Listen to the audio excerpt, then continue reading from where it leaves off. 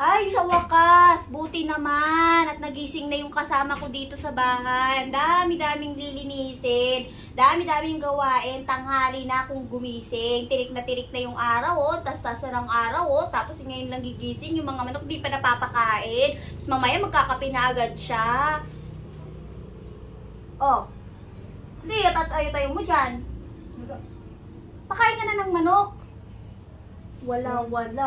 Oh, May ka na magmumug, magpakain ka muna ng manok. sige. Oh, maturo ha, huwag kang tataga doon ha, baka mamaya, buti ka na naman isang oras sa manukan mo ha. Wow! Gagayang pa ako. Wow!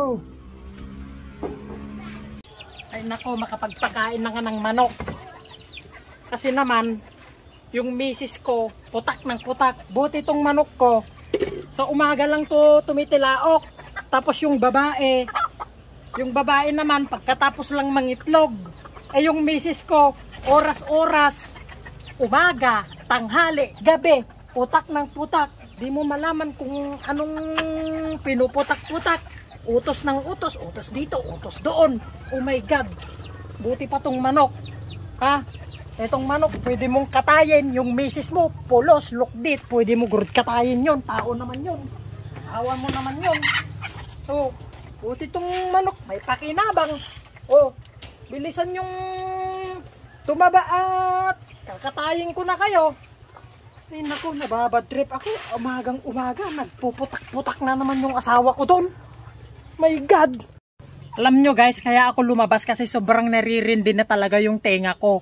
Kasi putak naman yung misis ko doon. Di ko alam kung anong... Katuro, ano na naman yung ginagawa mo dyan? Na kinakausap mo na naman yung manok mo, ha? Buti pa yung manok nakakausap mo, tapos ako, hindi mo man lang makausap. Di ba may pinapautos pa ako sa loob?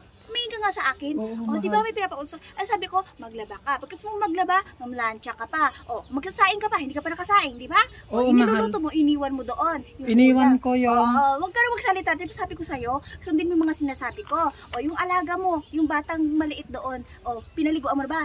Ha, hindi mo pa pinaliguan. O, manahimik ka. Ako muna. Tapos, sabi ko sa'yo, maglinis ka pa, maglampaso ka pa. Diba? Hindi pa tapos yung pinapagawa ko sa'yo doon. Dapat, tuloy-tuloy lang yung mga trabaho sa loob. Huwag mong titigilan, ha? Naintindihan mo, ha? Ano, pakain mo na yung mga manok mo, ha? Ano mal, tapos ka na? Hindi pa ako tapos, ha? Ano, naintindihan mo ba lahat ng mga sinabi ko? Lahat ng bilin ko sa'yo, naintindihan mo, ha? O, hindi pa ako nag-almusal. Ay, yung... O, ano? Oo ka na lang, ha? Oo. Susunod ka na lang. Sundin mo na lang mga sinasabi ko sa'yo. Injende? Oh, very good. Ay nako. Alam nyo guys, buti po yung radyo. Pag maingay, pwede mong patayin. Yung misis mo, hindi mo naman pwedeng patayin. Kasi asawa mo naman.